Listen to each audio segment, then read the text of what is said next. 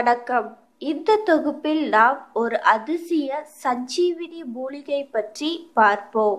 இந்த மூலிகையின் பெயர் தொழுக்கண்ணி. இந்த மூலிகையின் சிறப்பு என்னவென்றால், துண்டிக்கப்பட்ட பாகத்தை ஒட்ட வைக்கும் சக்தி உடையது இந்த மூலிகை. இந்த மூலிகையின் இலை பார்ப்பதற்கு சணப்ப இலை போன்று இருக்கும்.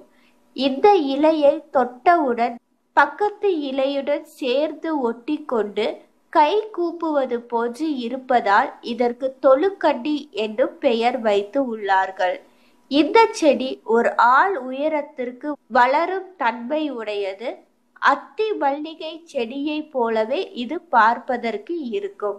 வடமொழியில் இந்த தொழுக்கண்ணி செடியை சல்லியக்கரணி என்று பெயர் வைத்துள்ளார்கள். ஏன் சல்லியக்கரணி என்று பெயர் வைத்துள்ளார்கள் என்றால், இந்த செடியின் வேரை நாம் கொண்டு வந்து நம் வீட்டில் புதைத்து வைத்தால் எதிரிகள் நமக்கு செய்து வைத்த பில்லி, சூனியம், ஏவல், வைப்பு போன்ற தீய செயல்களை இது சக்தி இழக்க செய்துவிடும். அதனால் இதற்கு சல்லியக்கரணி என்று பெயர் வைத்து உள்ளார்கள்.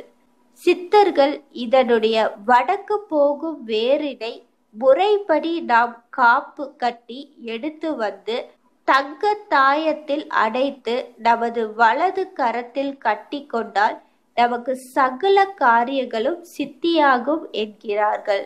அது மட்டும் இல்லாமல் வியாபாரம், தொழில் விவகாரம் முதலிய எல்லா காரியங்களுமே நமக்கு சாதகமாக நடக்கும் என்றும் கூறியுள்ளார்கள். இந்த மூலிகையின் மற்றொரு சிறப்பு என்னவென்றால், இதனை முறைப்படி காப்பு கட்டி சாபம் நிவர்த்தி செய்து ஆணிவேர் அறாமல் தோண்டி நாம் எடுத்து கொண்டு வந்து வெயிலின் நிழலில் இதை உலர்த்தி இடித்து தூள் செய்து ஒரு சீசாவில் நாம் பதனம் செய்து கொள்ள வேண்டும். இந்த தூளை நாம் காலையும் மாலையும் இரு வேளையில் திருக்கடி அளவில் தேனில் குழைத்து 40 நாட்கள் நாம் சாப்பிட்டு வந்தால் நமக்கு தீராத நோய்கள் தீர்ந்துவிடும்.